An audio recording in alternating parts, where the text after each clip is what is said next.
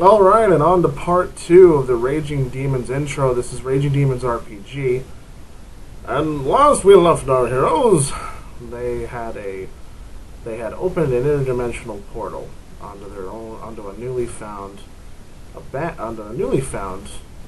abandoned United States Air Force base somewhere in the heartland of North America, which was highly occupied by the coalition states. Now, what basically emerged was from all over the Megaverse, which is Palladium's version of the multiverse, universes upon universes upon universes and dimensions and so on. It ties into all their games as well, so it makes things easy to convert from one game to another within the Palladium system.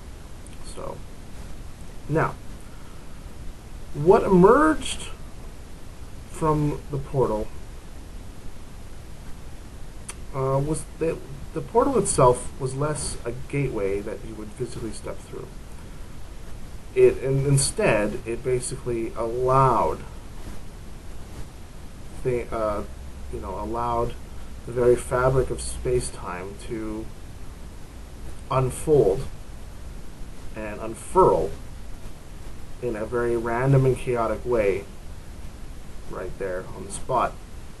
Now, because it was this base, there were some hangars and equipment that was restored to near pristine condition, but none of the personnel were there, which was handy because the guys, of course, used the equipment.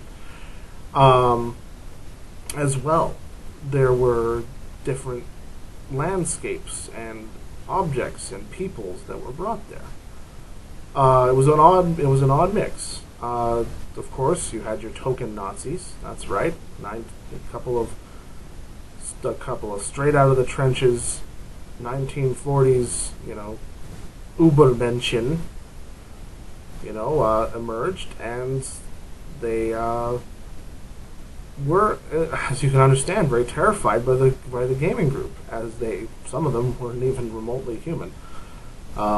Of course, their weapons were greatly ineffective because their armor could withstand, energy blasts, and kinetic rounds just weren't going to cut it unless they were made of much more up-to-date materials.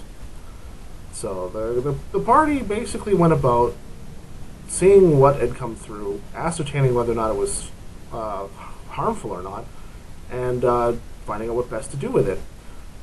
And for the most part, in an odd twist, they figured, well, because these old humans don't pose really any threat to us, might as well recruit them?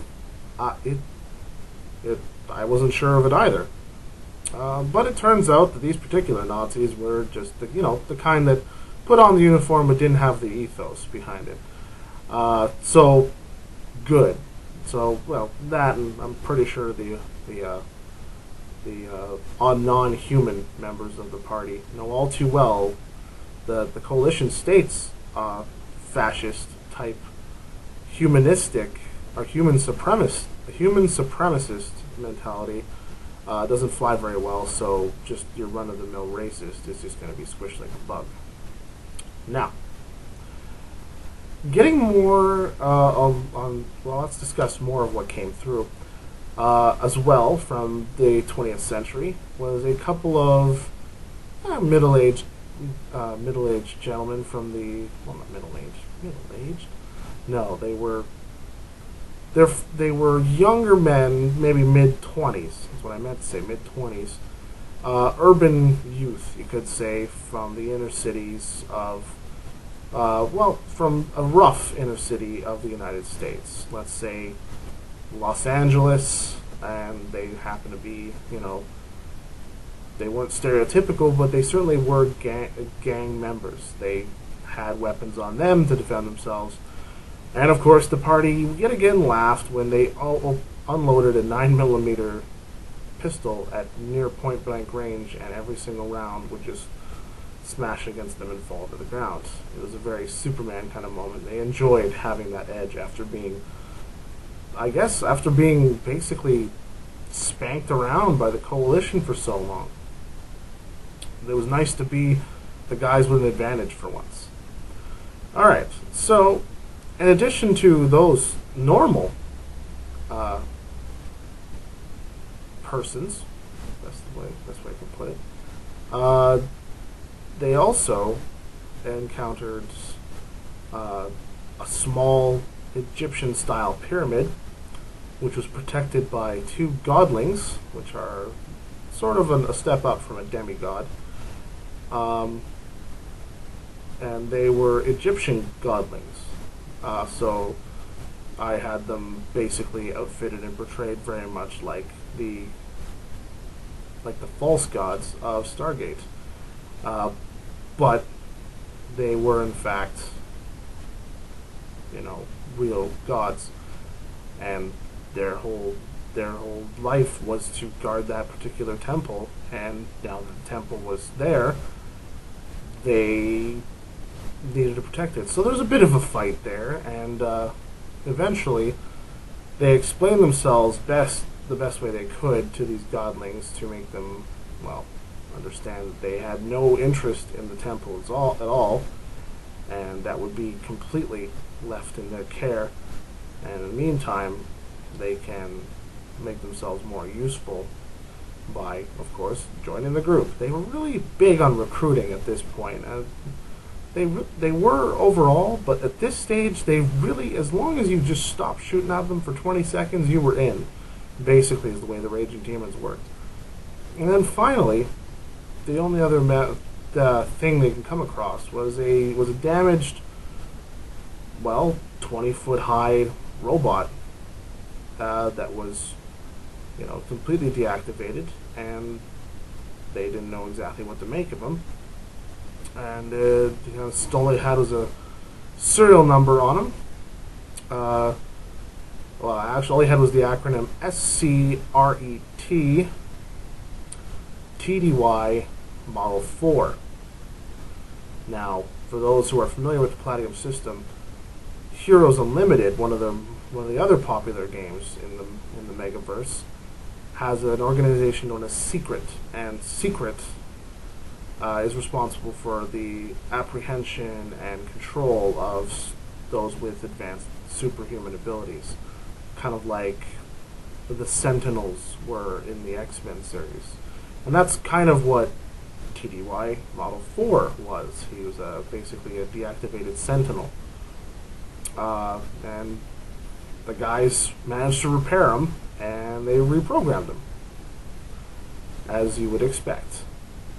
Seeing as how, I wasn't big on picking on them at this point, and picking on your group is never good, but in this case, they really could use the help, and that's actually kind of what this setup was supposed to be. It was either going to be a catastrophic end to this group, or it could have been a golden opportunity for them to finally get a base of operations. And, so, with that hodgepodge odd group of individuals and their newfound allies, they they appointed Mr. Bossman to be their leader and began the earlier adventures on acquiring more and more things to make their base greater and greater, as well as inventing new things and new technologies, mostly fusing technology and magic together, which is actually something you can do in Rifts. It's called techno-wizardry, and it's very, very popular. It's almost got a steampunk feel to it.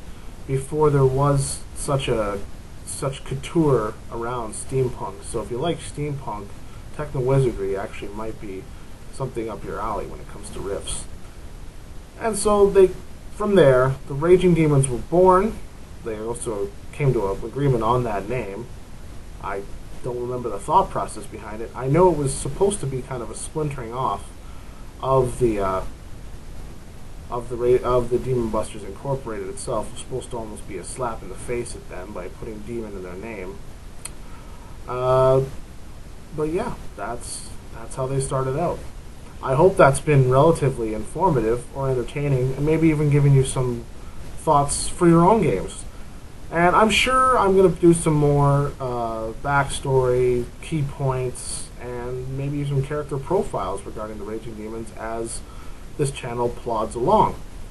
And I'm sure my players will remember certain points that I didn't, and together we'll create a sort of a living collective history on YouTube that can be shared with all of you out there. But for this installment, that's it, and I hope it has indeed been enjoyable, and we'll talk again soon. In the meantime, keep the dice rolling. Cheers.